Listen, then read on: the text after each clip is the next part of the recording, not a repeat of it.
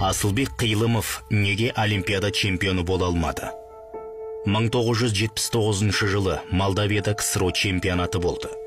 Оған қатысу үшін қала, облыс спорт қоғамы және бүкіл одақтық кәсіподақ спорт қоғамының біріншіліктерін жеңіп алу керек. Мен олардың үшеуін оңай жеңіп шығып, жеңімпаз атандым. Соңғысында ақтық бәсекеде жеңіп тұрсам да, прибалтикалық қарсыласымның қолын көтерді.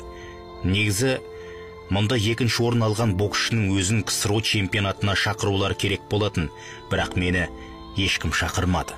Бапкерім Драч бұрын Молдовияда қызмет еткен маман еді. Ол бірден өзінің бұрынғы таныстары арқылы мені Молдовия құрамасының арасына қосып жіберді. Өйткені ол кезде чемпионатты ұйымдастырушы республикаға өз командасын қоюға рұқсат берілетін. Сөйтіп мен Молдовия құрамасының сапында рингке шықпайын ба?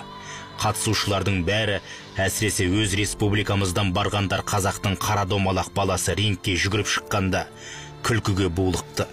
Әбден ашынсам керек. Қарсыластарымды алғашқы раундтарда нокаутпен жеңе бастадым.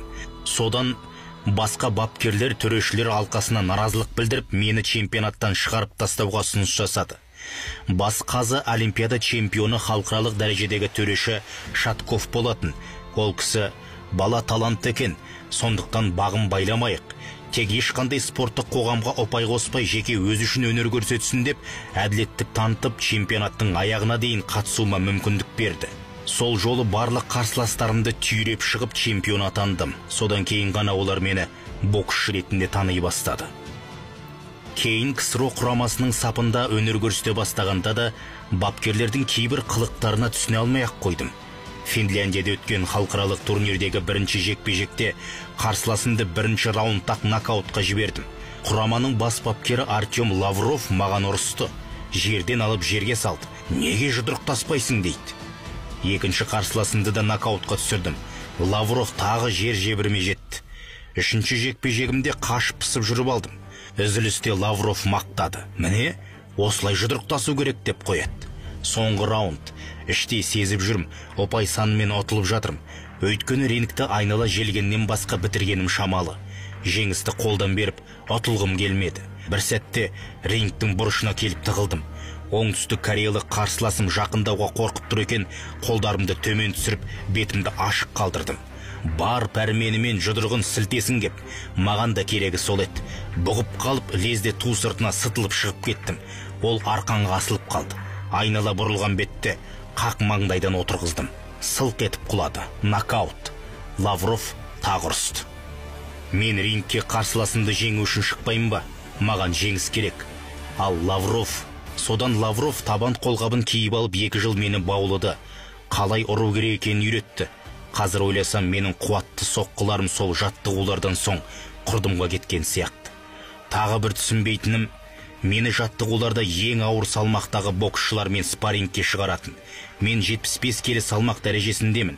Сонда мен өзімнің мықты екенімді 91 келіден жоғары салмақтағы әлем чемпионы болып табылатын боксшылармен дәлелдеуім керек пе? Неге? Күні бүгінге дейін түсіне алар емеспін.